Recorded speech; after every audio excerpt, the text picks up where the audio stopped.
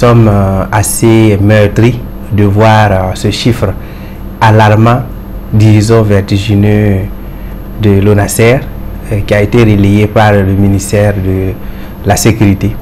Alors c'est pour dire que la question de la sécurité routière est une question que nous devons prendre avec beaucoup de sérieux et prendre les mesures qui sied pour que vraiment ce fléau-là soit bouté hors des frontières du Burkina Faso. 69 personnes décédées, c'est beaucoup.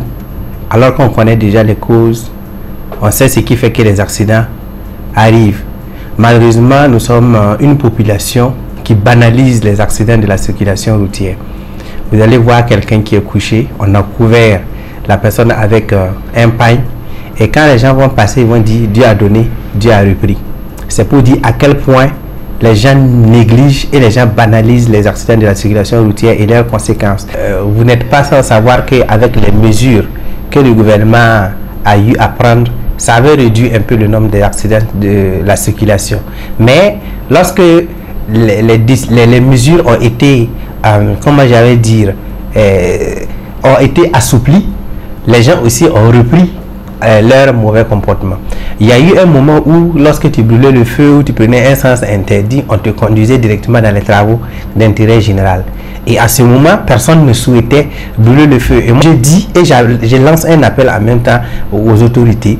Si vous voulez vraiment préserver la vie des populations, il faut vraiment monter au créneau, il faut taper sur la table et il faut obliger les populations à respecter le code de la route.